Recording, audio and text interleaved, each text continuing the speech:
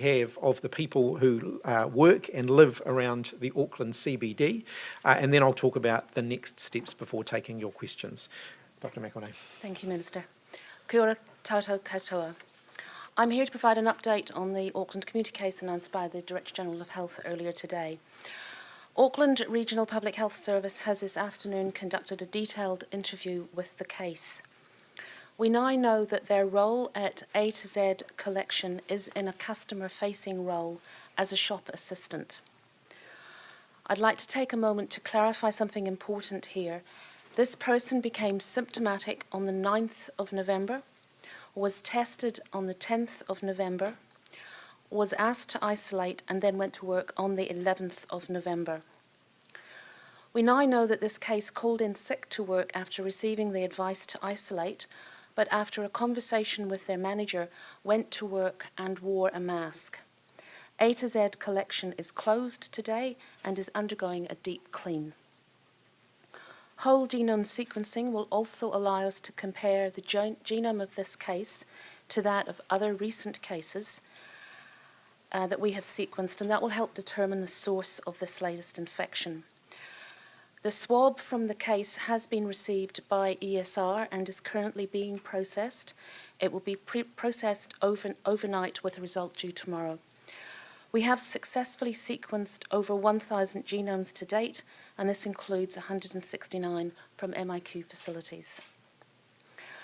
We are aware of media reports around a fire alarm at the managed isolation facility at the Grand Millennium that saw returnees on the street near today's case's accommodation. The fire alarm was 8 o'clock on Monday, the 9th of November. This is not likely to be a source of infection for this case because she was already symptomatic earlier that day. In terms of contacts of today's case, we have identified 3 close contacts, and they are all being followed up, isolated and tested. Close contacts include a colleague of the case and 2 friends. They all report being well. The 2 friends are being transferred to the Auckland quarantine facility as a precaution. One of the friends lives alone in the Vincent residences, the same place as the case. All residents of the Vincent residences have been asked to go home and stay home while testing takes place. Health authorities are working closely with the body corporate, and a cleaning company is going in today to do a deep clean of the common areas of the apartment building, including stairwells, lifts and the lobby. All common areas in the apartment building will be closed. A mobile testing station will be on site tonight for residents in those residences. Today's case also took a number of Ubers to work. The drivers are being contacted by Auckland Regional Public Health. Although the Uber trips were very short, because they were in close confinement, we are asking those drivers to get a test and isolate. Following interviews with today's case, we are in the process of confirming a number of locations of interest that the person visited whilst possibly infectious. These include on Saturday, the 7th of November, from 3:50 p.m. to 6 p.m. at Smith & Cooey's department store on Queen Street. From 6 p.m. to 8:30 p.m., the Red Pig restaurant on Kitchener Street. On Sunday, the 8th of November, from 11:30 a.m. to 11:45 a.m., takeaways from Starbucks on Queen Street and from Sunnytown Restaurant, Lorne Street. On the same day, from 6:40 p.m. to 6:50 p.m., takeaways from the Gatto House, 332 Queen Street. On Monday, the 9th of November, 11:31 to 11:40 a.m., takeaways from Starbucks Queen Street and from Sunnytown Restaurant, Lorne Street. Anyone who was dining at the Red Pig restaurant on Saturday night will need to be tested and go into self-isolation until they receive a negative test result. Anyone at Smith & Cooey's Starbucks, Sunnytown and the Gatto House at these times should watch for symptoms and get tested if they feel unwell, staying in self-isolation until they receive a negative test. This afternoon around 2 p.m, we have issued push notifications through NZ COVID Tracer for A to Z collection and the Vincent residences. NZ COVID Tracer app users who scanned into either location during the relevant time frames will receive a contact alert advising them to isolate and call Healthline to arrange a test. It's too early to report the number of app users who will have received contact alerts, as the console we use for app analytics is not configured for real-time reporting. Anyone who was at these places around these times should isolate, get tested, and stay isolated until they receive a negative result. Pop-up testing is available today in Auckland, including at the Ellen Melville Centre on Freiburg Place and a testing site at Victoria Park Community Testing Centre. There is also pop-up testing available tomorrow at Key Park Health Centre, 68 Beach Road, and at the Wynyard Quarter Car Park Community Testing Centre on Madden Street. A full list of testing sites in Auckland is available on the Auckland Regional Public Health Service website. Anyone in the Auckland area, and indeed anywhere throughout New Zealand, who has cold or flu symptoms should get a test and stay at home until they have a negative test result. Out of an abundance of caution, we are asking people who work in downtown Auckland to work from home tomorrow where possible. If you must go into this area, please use masks and social distancing while health authorities continue to work to trace the source of this infection. Thank you. Thank you, Dr. McElnay. We've already moved rapidly while we investigate the source of the current infection. Everyone in the apartment where the case lives is in isolation for the next 3 days, and Auckland Regional Public Health is going to be testing everybody overnight. All of the communal spaces in that building have been closed. The CCTV footage of the fire event is being reviewed for safety. The store in question did not open today. Overnight, the genome is being sequenced, and we will have more information on that tomorrow, and we will do another media update here in the theaterette once we have that information. As you will have identified, at this point, a likely source of infection has not been identified with any certainty. While those investigations continue, we have set out some strong guidance on what we want people in that vicinity to do. So we are asking staff who work in the Auckland CBD to work from home wherever possible tomorrow. Those who can't, please use masks, and of course redouble your efforts around social distancing and around hygiene. Anyone using public transport in Auckland or flying in and out of Auckland should be using a mask. People in the apartment block should remain at home, and they should get tested. As Dr. McElnay has said, a mobile testing unit's being set up tonight, and the apartments will be cleaned. As always, we're asking everybody to observe social distancing, continue to wash their hands, and of course to use the COVID Tracer app so that we can alert you if you are in any way in a more risky situation. Tomorrow we will have more information, and when we have that, we will make further decisions based upon that. That will include consideration of any further adjustments to our alert levels. I do understand that when these cases pop up, they can cause considerable anxiety. But we have a plan. We're currently rolling out that plan. We have shown in the past that it works and that we can stop the virus as we've done before. As we've been saying for the past few weeks, COVID-19 is raging around the rest of the world, and it will continue to be an increased threat here for some time. New Zealand remains in a very strong position. The steps that we need to take are simple, but everybody needs to play their part. If we all do the right thing, then we can get on top of this quicker. So please follow the instructions that we've set out, get tested if you're feeling unwell, and wear a mask to protect yourself and others. We know what we need to do, we have a plan, and we've successfully gotten on top of these community cases before. With everyone doing their part, we can do that again. Open to Why do questions. you have enough confidence to stay at alert level 1 for the time being? Look, when we made the last decision to escalate alert levels, it was based on a different set of information. At that point, we already had evidence that there was transmission within the community. We already had, amongst a number of likely cases. We didn't, at that point, have the level of cases that we're dealing with at the moment. So it was a different set of circumstances. Now, of course, we will know more tomorrow. We are simply saying that we won't make any decisions around alert levels until tomorrow, but we are asking people to take those enhanced precautions of working from home, wearing masks, observing social distancing, so that we can get that bit of extra time that we need to get more information and make more informed decisions. Can you explain why this doesn't meet the threshold for having to adjust the levels?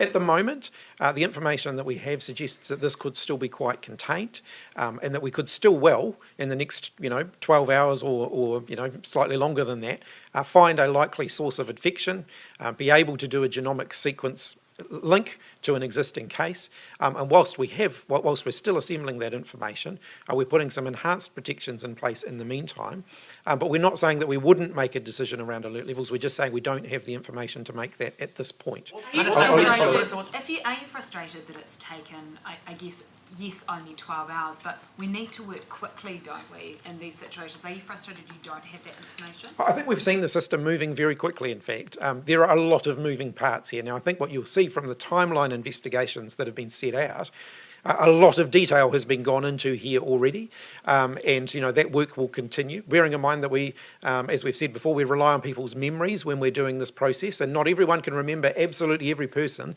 that they've interacted with over the course of a fortnight. It's one of the reasons why we stress time and time again that keeping good records is really important for contact tracing purposes. But the genomic sequencing takes as long as it takes. Now, I've been informed by ESR that they are absolutely aware of the imperative of getting us these results as soon as they possibly can, and they will do that. They'll work as hard as they can to get us that result as quickly as they can. What's your message to the manager who told their staffer, even after they've been told to isolate, to come in with a mask? And managers everywhere. Look, our advice to everybody is if you're feeling unwell, please stay at home and stay safe. And of course, our advice to employers is please be good employers and respect that when staff ring in sick, you should go out of your way to make sure that they can stay home and stay safe and protect others at the same time. Are you angry at the fact that that happened, that this person had the right advice to stay at home, and then they talked to their manager and obviously felt some kind of pressure to go in? Look, it's a disappointing situation. I'm not going to get into that today, but what I would say is, my request to all employers up and down the country is please be good employers. When your staff ring in sick, please, do everything you can to accommodate that and to allow them to do the right thing by staying home. Dr. Blainfeld said earlier today that that person would have only been told to isolate if they were in that sort of high-risk category because that's the advice these days. So were they told to isolate because they were considered high risk? My understanding is that they were told to isolate while they waited for their test result, and that would have been based on the risk assessment that was done by the people who did the test. Do you know, Caroline, why she would have been told to isolate? She was symptomatic when she had the test, and that's standard advice that if you are symptomatic, you should isolate. There's a higher level of isolation for those who are in a high index of suspicion, but certainly the key message is if you are symptomatic and you've had a test, you should not go to work until you've got the results of the test. You went back and made sure that the health practitioner or the testing station that they used, that information was definitely passed on to that person? That's the information that we've received from Auckland Regional Public Health. They've gone into some detail with that, yes. You've only put in, we requested limitations in the central CBD. Do you have any information that the woman or through identified close contacts had any movements outside of the CBD at this stage? No, there's no history at all of at this stage of moving outside of the CBD. Are you afraid at all or nervous at all about what happened in Melbourne where they asked for restrictions in a closed area, but it was already beyond that area, and then they paid the price for that? Look, at this point, we have the information that we've put out there that we're giving to you, and we will have more information tomorrow that will allow us to more adequately assess any risk of there being wider spread. I'm comfortable that the overall guidance that we're putting out today is the best guidance that we can give with the information that we've got, which is minimising movements in the CBD, is at this point the best precautionary measure we can take. Essentially saying that based on what you know, even though we don't know the source, on the best information you have, we don't think there is spread outside the CBD, potentially. Look, we haven't got any evidence to suggest that there's an enhanced risk outside of the CBD at this point. Now, these investigations, of course, are very, very thorough. And if there is, then we will know more about that in the next 24 hours. The University of Auckland are holding in-person exams still, like 100-person exams inside rooms, including tomorrow right now. Would your advice be to them as the Minister of Education as well to extend those or not do those? Look, I'm conscious that we are in exam season, both for tertiary education providers and, of course, next week for schools. We start getting into the exam season. Exams are socially distanced exercises. Generally, people are kept well apart from one another. We will review that tomorrow if we need to, based on the information we have. At this point, if we were, my advice to NZQA is that they should continue to prepare for the exams, as the school exams to happen as normal. For the tertiary institutions who are also doing exams, they should make assessments based on how distant people are. Having sat plenty of exams in my own time, I can tell you that the spacing around people generally will be a significant factor in reducing risk of transmission in any of those settings. So for you, for a student that has, say, an exam tomorrow, your message is go. Until you hear otherwise, until we put out any further guidance that would suggest that there would be a risk. Now, bearing in mind that this person, whilst a student, has not been on campus attending classes for some time, well before the likely period in question. How many contacts? I'll ask Dr. McElnay to comment Sorry, on I that. didn't hear the questions. What about her close contacts? Were they in university settings? Her close contacts, we've already identified the contacts of her close contacts, and it's a small circle. I'm not aware that her friends were in the education setting. We've got a very limited number of contacts from those contacts. The woman lived next door to a managed isolation facility and worked near another. Is it possible and is it likely that she picked up the infection from one of those facilities, whether that be staff or we've seen the infection come from an elevator lift button and, I don't know, maybe touched a rubbish bin nearby? Is it possible that that's where she got it from? So that's all speculation at this point, but obviously that's what the investigation process looks at. The more information that we gather, the more information, the more linkages we're likely to be able to piece together. Have there been people at those two isolation facilities, I think it's the Grand Millennium and the Crown Plaza, have we had people at those facilities test positive for COVID-19 and then be moved to the jet park, or has there been no COVID-19 at those facilities at all? My understanding is that the facility next door to the apartments, there have been, I think, in question, around 4 cases recently. They have been transferred to the jet park as soon as they've tested positive. The other facilities, I'm not sure of. Yes, I'm not sure about that, but we do have the whole genome sequencing for those cases previously, and so that's one of the critical reasons for us to get the whole genome sequence on this case, is hopefully then to be able to make that connection through the genome sequencing. Recently, were the people at the managed isolation facility next door to her apartment tested positive? Sorry, I haven't got the dates for that. It's within the last few weeks, but we can certainly get you a breakdown of those dates. As Dr. McElnay's pointed out, though, the issue around the whole genome sequencing means that once we get that, we will be able to identify whether there's a clear match with any recent positive cases in our managed isolation facilities. And of course, if there is, that's a very big piece of the puzzle that will certainly help our decisions on the next steps from here. Can I ask, when is the next update that you'll give people on alert levels or update at all? And should Aucklanders tonight be doing the mental work preparing to go to lockdown, worst case scenario? Look, I think we will be in a position by tomorrow afternoon to provide a further update. At this point, our guidance is, please minimise your movements in and out of the CBD, as we've said before. Do those precautionary measures like wearing a mask. Of course, our advice is always be prepared for different scenarios around COVID-19. Every New Zealander, I think, is well accustomed with that drill now, and we'll have further to say on that tomorrow. Investigating a Exactly. link between case A and this case. Case A went to Metsi Bar, which I understand is only a few metres from A to Z connection. Is there a possible link there? I mean, look, we investigate the linkages between any new case and any existing cases, particularly ones that are currently active, which we're dealing with at the moment. I'm aware that there have been some suggestions around, potential use of a common toilet and so on. Those are being investigated. None of those have stacked up at this point to suggest that there's a link there. But of course, the investigation's ongoing. That continues. We've spoken to a Vincent Residences tenant who went to the Victoria Park pop-up to be tested and were told that because they didn't have a GP, they couldn't be tested and they had to go elsewhere. Is that appropriate? Or is that... No, anybody presenting for testing should be offered a test. That's unequivocal. If someone is at risk, feels the need that that they're in a situation where they should be getting a test, then they should be offered a test. But I'll ask. No one should be turned away from testing. Ministry of Health staff to the Vincent apartment block to let them know what is going on, or have you been relying on the media to communicate your message? Auckland Regional Public Health are following that up, so they have been in communication, direct communication with the corporate body corporate. Are there some measures in place to ensure that you knock on every door and make sure that everyone in the block knows what's going on? There are measures to get that information out, and there's a testing site being stood up for the residents. So Auckland Regional Public Health will look at the information that needs to go to the residents, so they're aware of the message that we're delivering, which is to stay in the residence and get tested. Given the large number of people probably in that building, will there be any sort of enforcement of the isolation there, people station? Look, obviously we're asking people to do the right thing here. We're asking people to stay home, to stay isolated. Of course, we're going to be looking at what we need to do over the next period of time to make sure that we're doing everything that we can to stop any potential spread.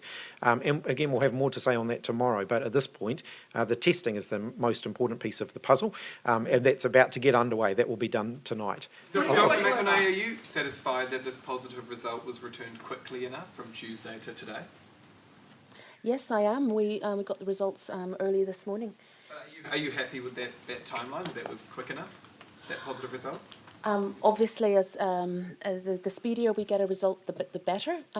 But this is certainly what we're seeing with the results. My understanding is that the test was actually taken quite late on the Tuesday night, so the usual processing. That's about what we're seeing. So, but obviously, the rapid testing is always best. Joe. Do you know how many or how few people actually QR scanned or diarised those locations that have been mentioned that are sort of hotspots? And given the slow uptake that there has been with QR scanning, and there's been a lot of harping on about doing it better, I guess is there a positive out of this that maybe it will scare people into realising they need to do it more? Look, I certainly hope that people will start doing more QR code scanning. I haven't got the breakdown of the number of QR code scans in and out of that particular location, but I can say that those people will have been notified now of if they fit the time frame in question. This is one of the reasons we ask people to use the QR codes. It means that we can get notification to them very quickly, and then they can isolate and they can get tested. So, my message to everyone is you never know when this might pop up. And so please keep scanning. Please keep using the QR codes. We do know that usage has dropped off significantly as people have felt that, the risk profile of the whole country was lower. But the reality is this could be anywhere around the country at any time that we could be dealing with a situation. So therefore, the QR code keeps everybody safe. It's a really important preventative measure that everybody can be following. As part of the problem that a lot of these situations that do pop up are Auckland based, and so everyone else around the country has just tuned out because they see it as an Auckland problem. Look, I guess, yes, I can understand why people might think that, but, there is risk elsewhere around the country as well. So the message is we're a very mobile population. New Zealanders, one of the things that I've discovered is just how many New Zealanders move frequently around the country every day. We are a very, very mobile people. And therefore, you cannot assume, no one can assume, that because we're seeing the bulk of the cases that we're dealing with in Auckland, that doesn't mean that somehow there couldn't be a need to contact trace in other parts of the country at very short notice. And also, why aren't masks mandatory on planes then? Look, again, after every one of these things, we have a look at whether we should change our overall settings for different alert levels. We will have another look at masks, but our guidance at the moment around masks is if you're in Auckland, if you're flying in and out of Auckland, please use them. What exactly is downtown Auckland and how many people are you asking to work from home? Look, we're talking about the Auckland CBD. I haven't drawn a particular line on a map. I'll invite people to exercise their judgment around that, bearing in mind that at this point it's not a hard and fast rule. We're saying work from home if you can, and if you can't, then please do things like observing social distancing, good hand hygiene, wearing a mask, wear as much as possible. We are not being, very prescriptive and definitive here because we need more information before we get to that point. Should the children of people that live in the Auckland CBD be going to school? Yes, at the moment, my guidance as the Minister of Education is yes, it's still safe to send your children to school. And if should, for any reason that change, we will let you know as soon as possible. Should people who live in the CBD stay at home, or should they still feel free to go about their business while keeping socially distant? I think the message to people in the CBD is minimising your contacts, minimising your movements, wearing a mask, maintaining good hygiene. If you're living in the CBD, then please do those things as well. Do you have any update on the number of contacts in the person's workplace and the number of contacts in the Vincent residence? At this point, my understanding is the workplace contacts is a relatively small number. Obviously, there's quite a few people who live in that apartment building, and there's a process that we will need to go through there. The first step of which is testing all of those people as quickly as we can, and that testing will get underway tonight. But it is a reasonably big apartment complex with quite a few people in it, and so obviously the quicker that we get on to that, the better, and that's why we're not messing around there. The testing station will be there tonight. You have quite detailed timings and locations quite quickly about where this woman visited in the Auckland CBD. Had she been using the COVID Trace app, or how did you get those timings? The information has predominantly come from the case history with her, with the interviews. Several interviews have been held with her today. Right, so was she using the COVID Trace app? You've got quite specific timings of when she was at specific restaurants. I don't have the details of how often she used it, but with those specific details, it'll be a combination of the app and also her own recall. What's your plan for the next 24 hours, Minister, in terms of are you planning to brief Cabinet? Are you keeping the Prime Minister updated in person? What's planned? So I've had several conversations with the Prime Minister, as you would imagine, to keep her up to date with everything that I know. And whether Cabinet meets tomorrow, if we do, it will almost certainly be digital because Cabinet members are all up and down the country at the moment. If we do meet tomorrow, it'll be digital, and we would do that if we needed to. And then if there was any change to alert levels, of course, the Prime Minister would then convey any decisions that Cabinet was to take. If there are more operational updates in the meantime, then I will do those. Has she flown back to Wellington to meet with you in person? Yes, the Prime Minister is in Wellington. People are not scanning in. People are not wearing masks on public transport. Why do we have to wait for a border breach and possible community spread for you to take a look at it and take a look at mandating it? Look, as always, we review everything after every potential case. We base our decisions based on what we think the overall risk assessment is at the time and what we think the additional measures will do in terms of adding extra layers of protection. We do consider compliance and the likelihood of the public following, the guidance that we're putting out when we make those decisions. And so all of this is always a reminder that regardless of what the rules are, everybody should be doing their bit and being careful and taking precautionary steps wherever they feel that that's appropriate. And even that people won't listen regardless of if there's not a rule, people won't listen. They don't listen when you ask them nicely to scan. Labor Day weekend, you have signs up and down the country, and people scan. You get 1 million scans on one day, and then straight back down again. Is something going to change? Look, I think what we have seen from New Zealand is a lot of goodwill towards our COVID-19 response, and that's why we have been able to achieve what we've been able to achieve as a country. And I do want to see us continue with that level of goodwill from New Zealanders. We haven't been as directive as other countries have been, and yet we've seen a greater degree of compliance than other countries around the world have seen. You will see examples around the world of where governments have issued quite strict rules that people have not followed. We've not been in that that position in New Zealand in the sense that when we have issued reasonably strict rules, people have tended to follow them. And I think one of the reasons for that is that they know we only do that when we really, really need to. But that doesn't mean that New Zealanders should be complacent in the periods between times. Everybody can continue to play their part in keeping everybody else safe. When you send out a push notification, what sort of time frame are you looking at there, the catchment? So this person signs into, an infectious person signs in, do you go 1 hour before and after that time? So how do you know that you're casting a net wide enough to get everyone? Look, I think it probably partly depends on what the venue is, and the nature of the venue. But I'll ask Dr. McElnay to comment on that again. Well, we use once we have confirmed that the infectious case was there at the period when they were infectious, and we have that verbal information, then we're able through the COVID app to do that push notification, and it's not actually, we're not looking at necessarily the scans, we're actually relying a lot on the information that the person has given, and then there's an estimate of the time that would be a reasonable length of time based on what the person has said that they were there. Okay. Someone who scanned in at Little Penang at noon, having the case scanned in at 1:15, and they didn't get a push notification. They had left before 1:15, but they thought that was quite an assumption. It would have been pretty easy to stay 15 minutes longer for lunch. Is that good enough? Look, happy to get into that and give you more guidance, more specificity around, when the push notification window is. We'll get back to you on that. I'm aware of the time frame, so we'll wrap this up very shortly. I'll take 2 more questions and then we will wrap it up. We will be back, of course, tomorrow, one way or the other, with further information and further updates. So I'll take a question down the front and then one further up the back. People overseas might see it as pretty extreme to shut down, the heart of a city over one case. Is it a proportionate response, and is, I guess, there a zero tolerance for any cases in New Zealand? I think it reflects the fact that we're asking people to work from home if they can. It reflects the fact that we're in a very fortunate position around, compared to other countries around the world, and that we're not dealing with community transmission cases on a regular basis in the way other countries are.